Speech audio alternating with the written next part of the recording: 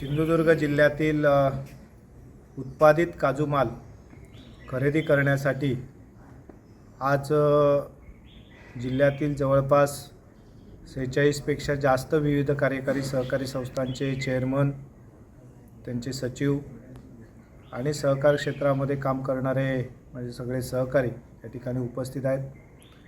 त्याचबरोबर या जिल्ह्यातील काजू कारखानदारसुद्धा आणि त्यांचे प्रतिनिधीसुद्धा या ठिकाणी उपस्थित आहेत।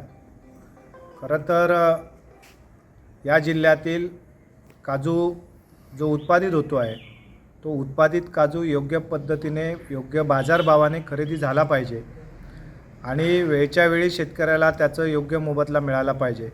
या दृष्टिकोनातून सहकाराच्या माध्यमातून एक चांगल्या प्रकारची या ठिकाणी चैन उभी राहावी या दृष्टिकोनातून खरं तर हा उचललेला एक पहिलं पाऊल आहे।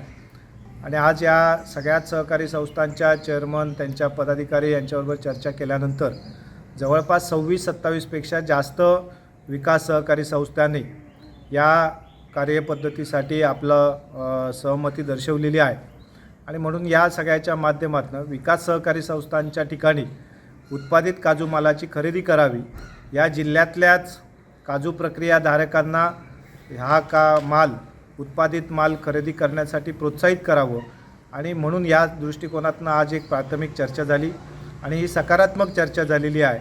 या संदर्भात 16 तारीखला या जिल्ह्यातील सगळ्याच काजू उत्पादक प्रक्रियाधारकांबरोबर एक चर्चा होईल आणि त्याच्यानंतर त्याची ताबडतोबीने अंमलबजावणी करून या जिल्ह्यातील विकास सहकारी संस्थांच्या माध्यमातून त्या ठिकाणी केंद्र तयार करून आपल्याला उत्पादित काजू माल शेतकऱ्यांचा त्या गावामध्ये खरेदी करण्यासाठीचा प्रयत्न या ठिकाणी चालू केला जाईल। यासाठी जिल्ह्यातील शेतकऱ्यांनी सहकार्य करावं की जेणेकरून या सगळ्याच्या माध्यमातून आपल्याला आपल्याच विकास संस्थेच्या माध्यमातून आपलं खरेदी केंद्र सुरू होईल आणि यासाठी आपल्या शेतकऱ्यांनी सुद्धा पाठबळ द्यावं अशा प्रकारची एक विनंती या सगळ्याच्या माध्यमातून करतो आहोत। आणि ही योजना किंवा हे खरेदीची प्रक्रिया ही नजीकच्या कालावधीत लवकरात लवकर आम्ही या ठिकाणी सुरू करण्यासाठी प्रयत्न करतो आहोत। धन्यवाद। ताज्या अपडेट्स आणि ताज्या बातम्यांसाठी कोकण एक्सप्रेस डिजिटल न्यूज चॅनलला सबस्क्राइब करा, लाईक करा, कमेंट करा आणि शेअर करा आणि महत्त्वाचं म्हणजे बेल आयकॉनवर क्लिक करायला विसरू नका।